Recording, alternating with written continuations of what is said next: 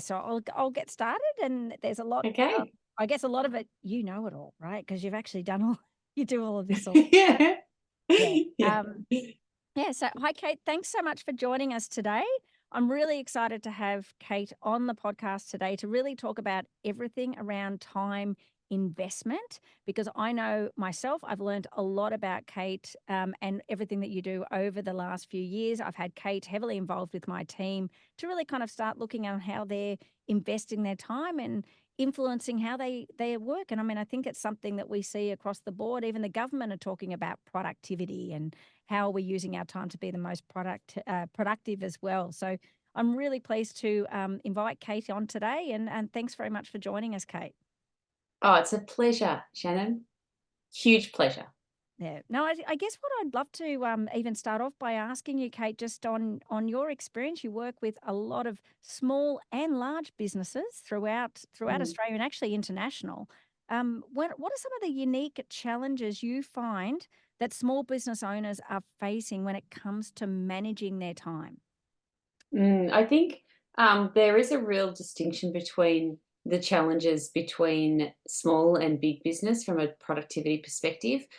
Certainly, there's some commonality across the two, but in terms of small businesses, definitely I see a more of a preponderance for the owners to wear too many hats, multiple hats. Even when they get to the point where the business is growing and they're doing well, it's very, very hard for them to back away and get off the tools. Uh, that sort of then comes with challenges around them utilizing or investing their time where it's best spent. As a small business owner, we tend to know our product or our service best. We're really good at selling it because we're passionate about it. So the challenge I guess I see is too many small business owners not spending the vast majority of their time on revenue generating type tasks. They get caught into the minutiae of the business, and that costs them. So that's probably the biggest challenge that I see repeatedly.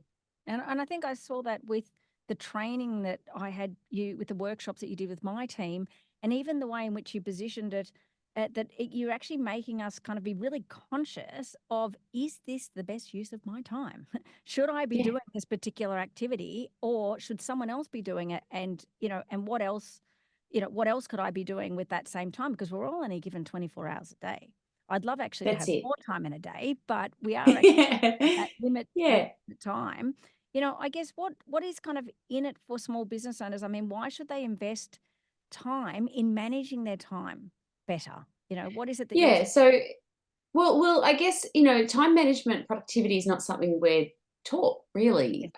Some people are born organized, and some people have then taken a little bit of time to educate themselves. But it's really important to invest your time in learning where to spend your time, because you're going to reap the time at the back end. So a great way of thinking about that is, if you go to the supermarket 2 or 3 times a week, and each time it takes you maybe an hour because you've got to find a car park, and then you've got to find a trolley, and then they've reshuffled the shelves, and you can't find the Milo, and then you get to the checkout and there's one checkout opened, and you've got to get back to your car, and you've got to take your trolley back. And when you think about that, and if you're doing that 2 or 3 times a week, that's a huge time investment. If you then think, well, how do I process or drive process efficiencies around that? Maybe I invest an hour of my time to set up Coles online or Woolies online. Yes, it's going to take me time to do that, but it's the investment of that effort in creating a process is going to drive a lot of savings down the track. So whilst I've invested an hour up front in making this more efficient, I've got back a couple of hours a week in and out. And the same goes for your time. mm, Generally speaking, you need to invest time in learning how to manage your time better so that you get the time back down the track. And small business owners often are just too busy to stop and think about this stuff. They are constantly on the tools. They're constantly trying to, manage multiple parts of the business, and they just simply are too busy to think about how should I be investing my time differently. So I would always urge your listeners to just take some time out to actually think about how can I do my time differently. There's no kind of silver bullet with this stuff. You have to think strategically and then invest some time in making some changes.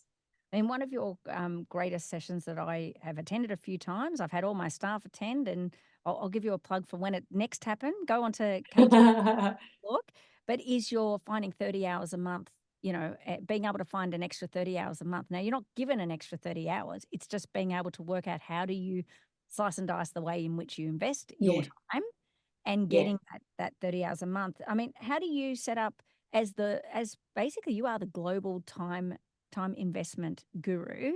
How do you set up your own day? What does your day Yeah, look like?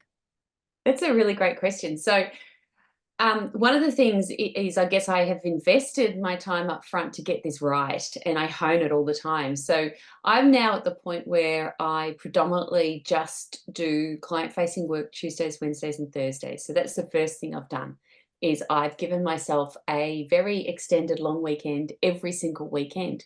My revenue hasn't dropped. My revenue's actually increased, and I'm concentrating my time on those 3 days, and I get all my work done. The second thing that I do is that I plan ahead. So I understand for the full year. At the start of the year, I have an annual calendar. I work out what my big rocks are. What are my big pieces that I need to lock into the calendar? That includes travel and trips.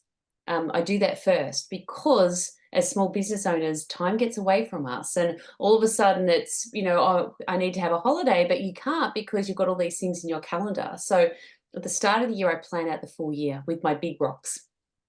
If you think about the analogy, imagine your year is a beautiful big glass vase, and it's completely empty, and you can do anything you want.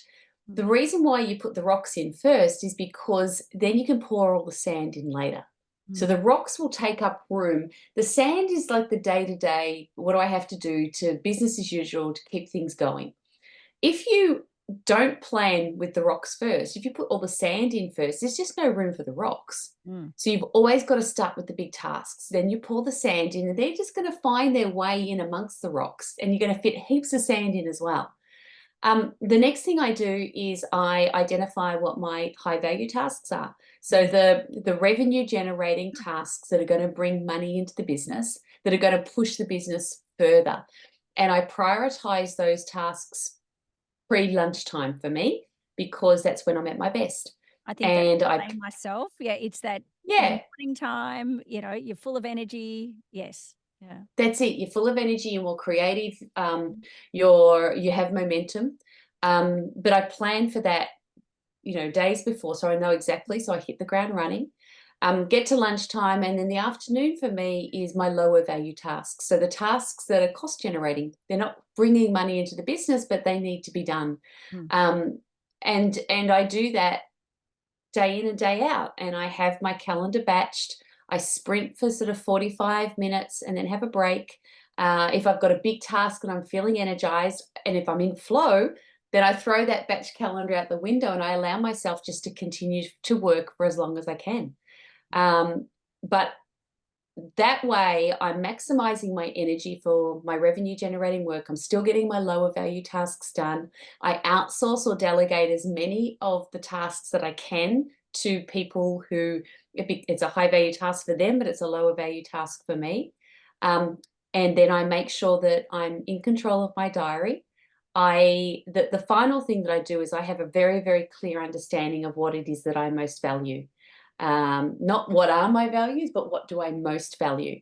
And for me, the three things that I most value in my life are my kids and family is number one. Number two is my business. And number three is my health and well-being.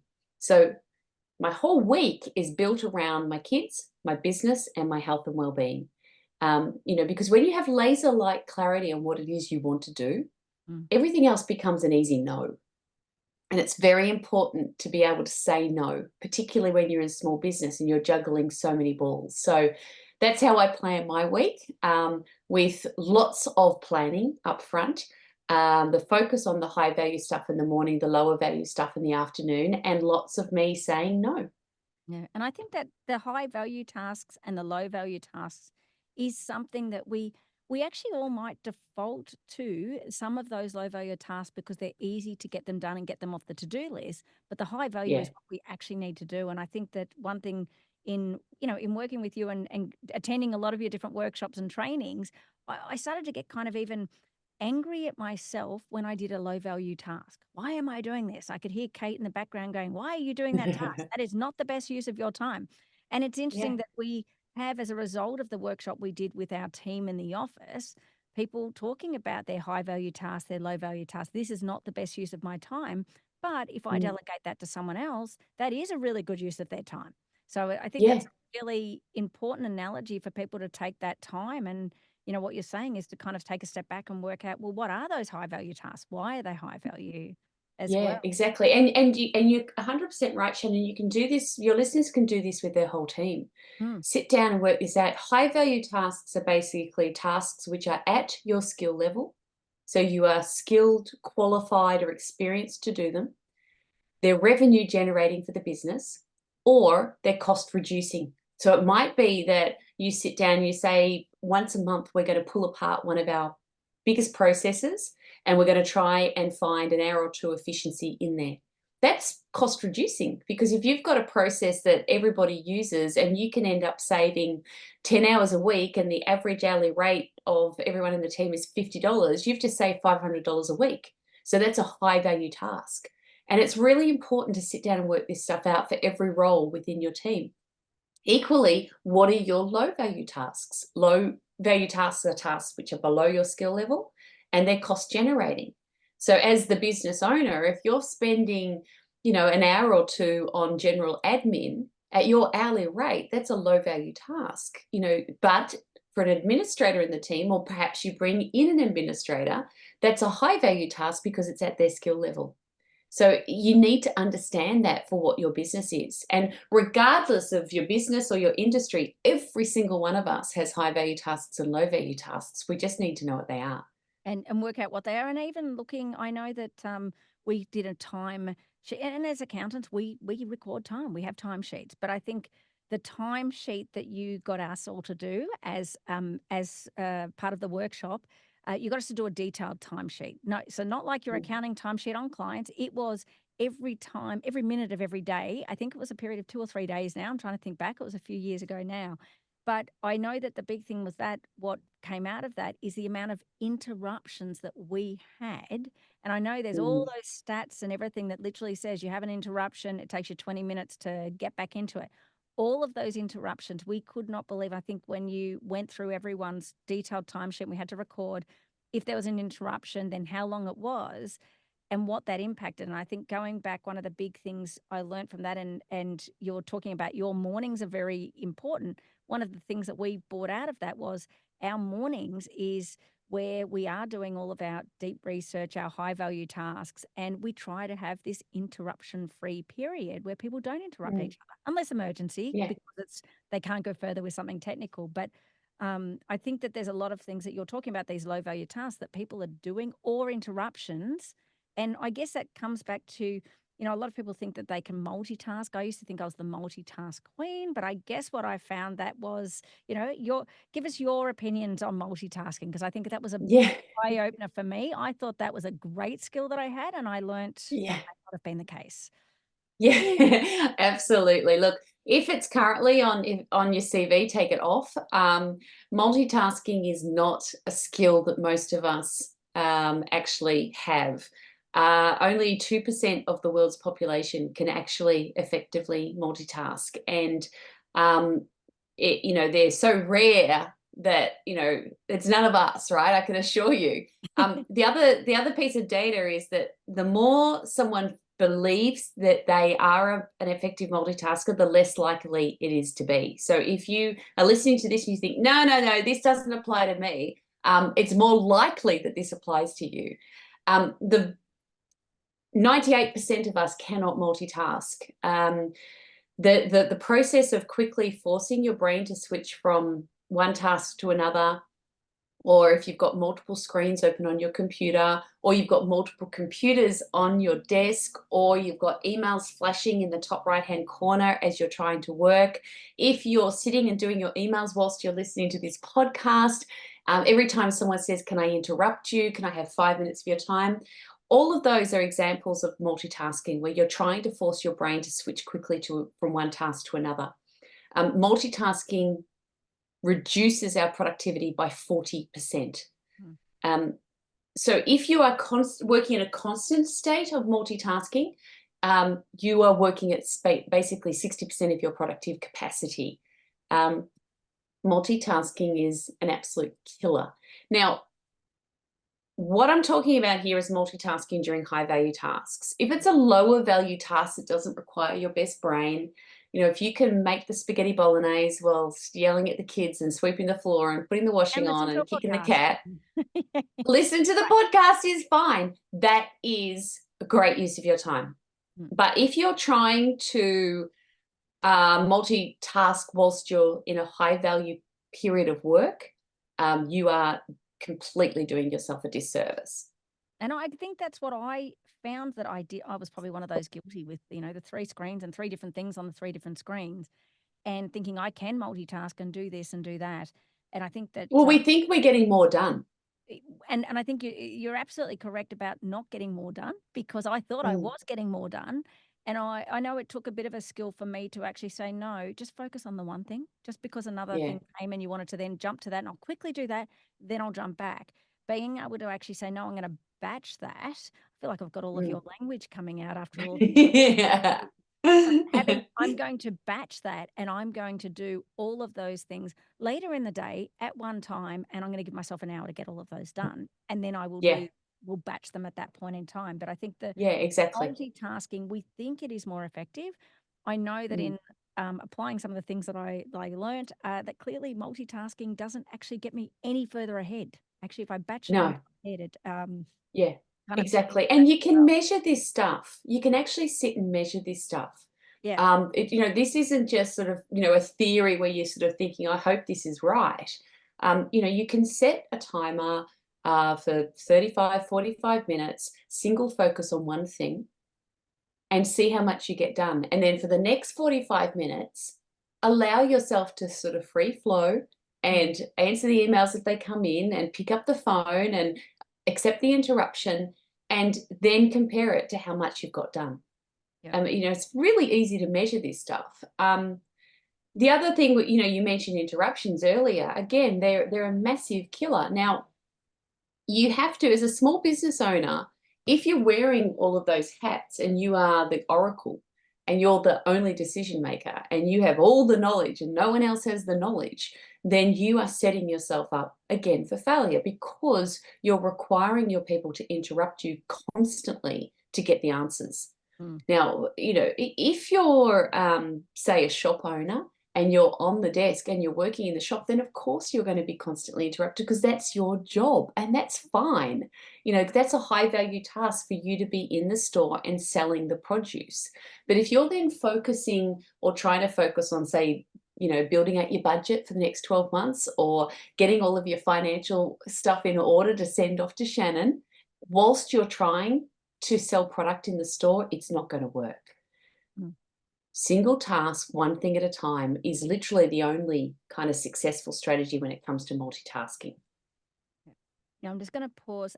So Sophie, when you're listening to this to do the recording, if you can take this next question and put this before the commentary on high value tasks and low value tasks, I'm just going to ask you the question about the breaking task center must, want, delegate, and reject, on how that works. Sure. Yeah, yeah, cool. Yeah. So, in talking about, and you've just gone through how you set up your own day, and I know that we talked about, I've gone through the detail of my timesheets and looking at where do I spend my time in a day. Um, you talked about breaking tasks up. What does that mean, and how are you doing that? How are you breaking those Mm, tasks up to then batch them? What are you doing with those tasks? mm. Yeah. Okay. So there's 4 different types of tasks we perform. Everything you do can fall within one of these 4 categories. The first is must, the things that I must do that only I can do. The second is want. What are the nice things outside of work and business that I like doing? You know, going for a jog, having a walk, catching up with friends. Um, Delegate and reject are the last two, and they are where you're going to find all your lost time. So delegation is basically the tasks that someone else can do for you. There will be tasks on your to-do list or on your map that there will be other people that can do it for you. Now, you might be a solopreneur, but that doesn't mean you can't outsource or engage a consultant or a contractor to do pieces of work for you. So there's three different types of delegation or tasks that you can delegate. The first is delegation 101, where, say, Shannon, in your business, you're going to run a podcast series and you say to Viv, I would love you to set up a whole podcast series for me. That's not a must for you. The must for you is doing the interviews, but getting the sequencing right and inviting the guests and getting the studio, all of that you can delegate to Viv. So delegation 101. The second type of delegation is outsourcing, where you bring in an expert to do the task for you, and you're prepared to pay them as an expert because they're going to do it faster, better, and cheaper than you. So as a small business owner, you might outsource your IT. On the home front, you might outsource the cleaning because you're going to get an expert to do it faster, better, and cheaper. The third type of delegation is insourcing. That's where you identify everything that that you do for other people that you live with, that you'd like them to do for themselves, that you don't have to pay them for. And that was a big thing I learned. You taught me how to insource with my teenage children. And Exactly. make You them know, do a lot clean up your more. wardrobe. Yeah. Make your bed, make your lunch, make dinner, walk the Vacuum. dog. One vacuums Vacuum. upstairs, one vacuums downstairs. It is what it is. That's what you do. This is it. Family's a team sport. Yes, that's right. So I love that's that saying of yours. Family is yeah. Then there's rejects. So we want to delegate tasks. We want to reject behaviors and habits. So rejects fall into two categories. You've got total rejects, just the silly things we don't need to do, but we do them because we're creatures of habit. The number one reject, total reject, is multitasking, because we've already talked about, you can't multitask. Then there's partial rejects. So things that you do need to do, but you could be smarter about how and when you do them. So another example that I've already talked about is setting up Coles online. You do need to shop because you need to eat, but you don't need to go to the supermarket every single day. So can I build a process around this that makes it more efficient for me? Emails. I do need to respond to them. I don't need to have them pinging and dinging every second of the day. So can I batch? Yeah, can I turn that off and batch maybe 3 batches of time during the day where I respond to emails, and then outside of those batches, I turn the notifications off. So we want to delegate tasks. We want to reject habits and behaviors. And I think that's something also. I mean, there's a lot of you talk about meetings, and when someone wants to have a meeting, what's the purpose? Every meeting that you have, people put an hour in your calendar. Is it an hour? Does it need to be an hour? Yeah. What's Do it we look need the like? meeting? Do we need the meeting? Well, that's another big one. I Yeah. mean, what are some of the I guess the strategies you use around time investment around meetings, and how do you schedule your meetings or schedule meetings with others? Yeah, so the first thing, I guess, is, again, think about that distinction between high value and lower value. If it's a meeting that's going to be revenue generating, or a revenue generating opportunity, or it's meeting with a potential client, or it's stakeholder management, or it's media, or something that's high value for my business, then that's a simple yes. If it's like an internal meeting, or a regular meeting that you do need to go to, then some of the things that I say, firstly, every meeting has to have an agenda. I want to know what you're meeting me about. Secondly, am I there as a decision maker or a subject matter expert? If neither, I'm not going to come. We don't want spectators at the meeting. Thirdly, if there's papers, they need to be circulated before the meeting, and they need to be read. And if you've got a question, send an email before the meeting. Don't take up valuable meeting time asking a question about one of the papers. Fourthly, in terms of the agenda, pose the agenda items as questions, because that then means that what you're then doing is action oriented. So rather than let's just have a chat about the Christmas party, pose it as a question. What's our budget for the Christmas party this year, and who's going to manage all of the parts of it? Question Yeah. mark. The third, I think I'm running out of numbers. I don't know where I'm up to. The next thing is that there needs to be a purpose to each part of the agenda. So something as an agenda item, it either needs to be for discussion or for decision. Mm. If it's for information, then just send an email. Don't waste everyone's time. So just for discussion or for decision. Lastly, keep minuting really simple. We don't need Hansard with minuting. It just should be as simple as who, what, when. Who has the action or actions? What is the action? When is it due? Yeah. And keep the agendas short. We don't have to have these 2-hour meetings every single week where we all get together and tell each other what we're doing. I mean, it's just such a waste of time. And it's interesting that I changed mine to actually do 45 minutes, 45 minutes in my calendar as opposed to 1-hour meetings. They used to be defaulted to 1 hour. We'll make them 45 minutes then. So, so that exactly. well. Why do that just because the Google default is an hour? It was an hour. It's just so if you have 6 meetings a day, you've just saved yourself 6 times 15 minutes. So, it's all of these exploring habits. That's a great example of a reject, a partial reject. I do need to have these meetings, but can I do them differently? And if you start sort of slicing and dicing your time maps, and if you look at it and ask yourself the question, why are we doing this? Why do we do it this way, or why do I do it this way? And if the answer is, well, this is just the way we've always done it, that's a really good indication that it's up for grabs, that we could potentially do this differently. If the only reason why we're having this meeting, or we run meetings in this particular way, or we have a client onboarding process that's got 800 steps, if the only reason why is because this is just the way we've always done it, then you need to look at it.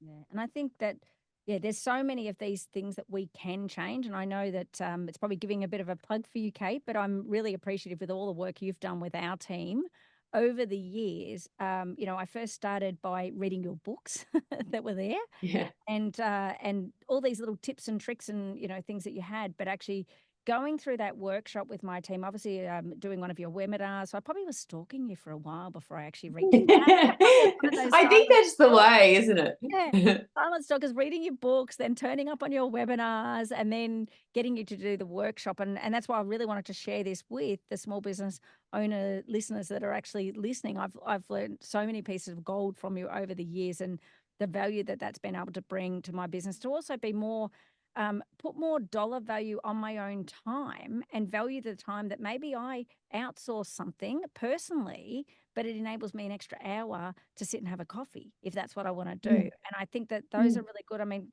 you've talked about a lot of different areas. Thank you so much for joining us today. And we'll put in the show notes, we'll put contacts so that people can reach out to yourself and have a look at your book and maybe start stalking like I did as well.